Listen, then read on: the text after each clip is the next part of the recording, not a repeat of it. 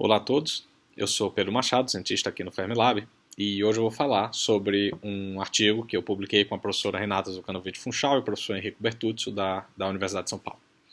É um artigo sobre física de neutrinos, sobre uma recente anomalia experimental, mas primeiro deixa eu explicar um pouco o que é física de neutrinos e os pontos principais para vocês entenderem o que eu estou falando.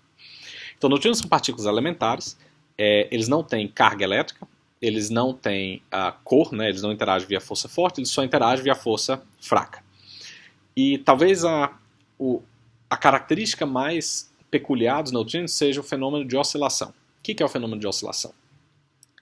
Os neutrinos são produzidos através das interações fracas, sempre associados com um lepton carregado. Por exemplo, um elétron, um muon e o tal, e portanto nós chamamos neutrino do elétron, do muon e do tal. O que acontece é que quando um neutrino, por exemplo, do muon é produzido, esse neutrino ele é uma superposição, no sentido quântico, de três neutrinos físicos, três estados físicos que têm massa bem definida.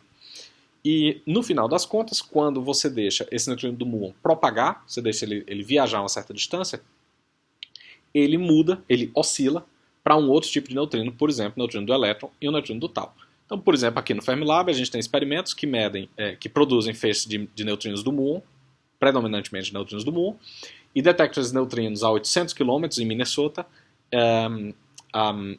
e veem que muitos desses neutrinos sumiram e que eles viraram, portanto, eles viraram outros tipos de neutrinos que são neutrinos do tal. Então, neutrinos do muon oscilam para neutrinos do tal nos feixes que a gente tem aqui no Fermilab.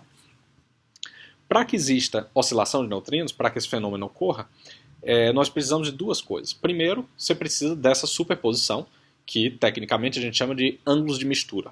Então você precisa que tenha uma superposição entre diferentes estados físicos. A segunda coisa é que os neutrinos precisam ter massa. Essa oscilação de neutrinos ela é sensível à diferença quadrada de massa. Então você tem uma diferença de massa aqui e o tempo que o neutrino leva para oscilar, ou a distância que ele viaja para oscilar, está relacionado com essa diferença de massa. Foi medido vários experimentos durante os últimos, 30 anos, que existem duas diferenças de massas, uma grande e uma pequena, e por motivos históricos, elas são chamadas de diferença de massa solar e atmosférica. Agora,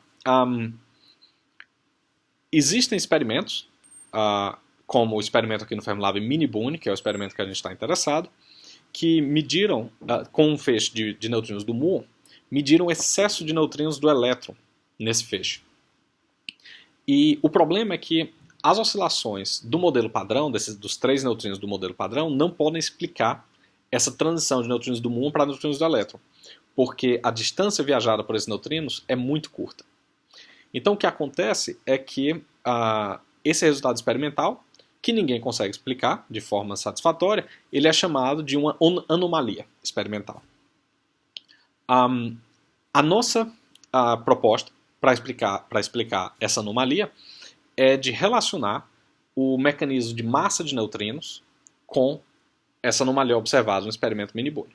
A ideia é a seguinte: as massas de neutrinos, na nossa proposta, elas vêm de um setor de neutrinos mais pesados, que a gente chama de neutrinos escuros, porque eles têm uma nova interação que só eles sentem. Então, você tem os neutrinos do modelo padrão, que tem as interações fracas, e você tem esses neutrinos pesados, que tem uma nova interação, que a gente chama de neutrinos escuros. E a mistura entre esses neutrinos pesados e neutrinos leves vão dar origem à massa de neutrinos. Mas por causa da mistura, essa interação nova, no setor escuro, ela é transmitida para os neutrinos do modelo padrão. Então, no Mini-Boone, o Mini-Boone é o detetor de óleo mineral. No Mini-Boone, ele detecta luz.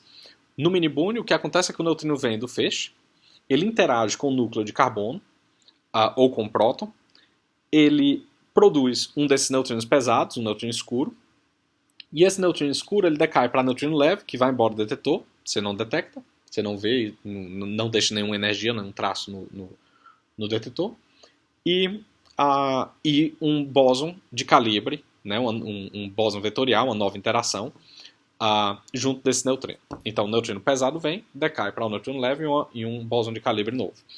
E por fenômenos quânticos, esse bóson de calibre novo, ele decai para um π mais e menos. Agora, como que o Mini-Boone vê um neutrino? qual que é a assinatura experimental que define o neutrino no mini-boone? O neutrino do elétron, ele produz um elétron. À medida que esse elétron viaja nesse óleo mineral, ele emite luz Cherenkov, que é um anel luminoso. E, dada a forma desse anel luminoso, o mini-boone classifica um evento como um evento do tipo neutrino do elétron, ou do tipo elétron, ou um evento do tipo muon, se for um muon viajando no óleo mineral. Então a nossa proposta é que esse bóson de calibre novo, ele decai para um par mais e menos, para um par elétron-pósitron, mas se esse par estiver muito colimado, se as duas partículas estiverem apontando praticamente na mesma direção, os anéis de luz Cherenkov vão ter uma superposição, vão estar um em cima do outro. E o mini-boone não vai conseguir distinguir dois anéis na mesma região de um anel só.